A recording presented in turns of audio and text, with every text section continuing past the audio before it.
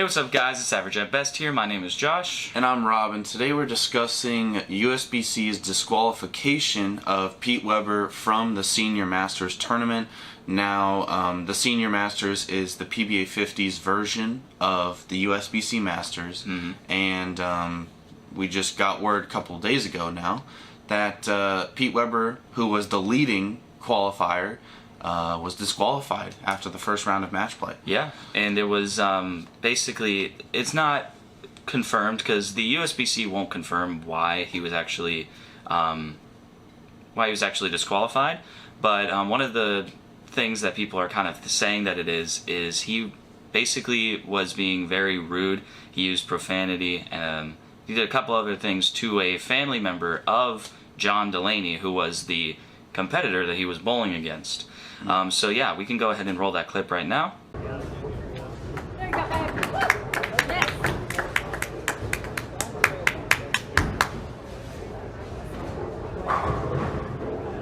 It's all right. It's all right. I don't really give a shit. I know you don't. I don't either. It's just a game, man. And yeah, you can see he was using profanity there, and actually whenever he threw a strike, which we'll go ahead and roll the next clip.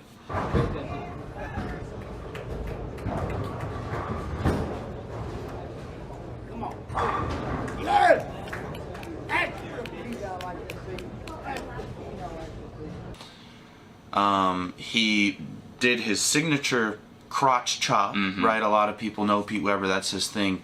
But he also did it directed at her, his competitor's family member. And, I mean, the reason he was disqualified, the USBC says, is just a code of conduct, right? So that could be anything, but really, we kind of understand this is why he was disqualified. It was for unprofessionalism, just generally speaking. I mean, he's been you know, vocal on the lanes before in his entire career, and so usually this type of thing is obviously something that has gone like over the line, and so it's pretty obvious that this was probably the reason why he was banned for this whole entire encounter. It's kind of hard to hear exactly what he says, but you can pick out some profanity that he does say, and yeah, obviously the crotch chop. I mean, no matter how much you look at it, I know it's like his signature thing, but it does have an implication. We're not going to go into specifics, but it does have an implication. And, you know, if he does it directed at a female of the person he's bowling against, obviously, you know, people are going to have problems with that. Now, he did get fined, but he also got disqualified as well. So he kind of got a hit double. And you know, the fact that he was leading was another very unfortunate thing, that he was actually leading the tournament and he got disqualified. And a lot of people are probably going to be on different sides of this. A lot of people are probably going to think he didn't deserve to be disqualified. A lot of people are going to be like, good that he got disqualified. Really, our opinion is that we think he deserves a fine for that type of behavior. Whether he deserved to be disqualified, that kind of is up to interpretation. Personally, I believe that it's kind of like a 50-50, like 50-50 on whether or not he should have been disqualified or not. It's kind of like should we do this, should we not, you know? Yeah, I mean, I personally don't have like too strong of an opinion on this one. He very clearly violated the code of conduct, right? He was being unprofessional. I mean, in that situation, he could very well just go to a tournament director and say, look, I don't like what she's doing, right? Like, she is extending her clapping or her cheering to an obnoxious level to the point where I'm stepping up to get ready and she's still doing it, and that bothers me, right? Right. So a tournament director could solve that issue by saying, hey, look, you have to stop, or we might have to remove you as a spectator. And then also just the crotch chop thing. Again, the implication of that, you can do it, but I wouldn't necessarily direct it at her following your altercation, which involved profanity and, you know. And I mean, it's obviously his signature move. I mean, he's done it for years. Like, this is not like a new thing that he just suddenly did out of nowhere. But, like, the fact that he had directed it towards, you know, a female of the family of the opposing player he was playing against, and, like, using profanity and all this stuff, I think that's why it brings it that much up in terms of, like, you know, in terms of seriousness. And so, yeah, I personally believe that he should have been fined. I personally believe that while other people might not agree that he should have been disqualified, I think being disqualified, him being disqualified from the tournament, is not a terrible decision by the USBC. I mean, is it a very harsh decision? Yes, but with the situation that it occurred and with how it played out, I think it was probably the best decision that they could have made, just in my opinion.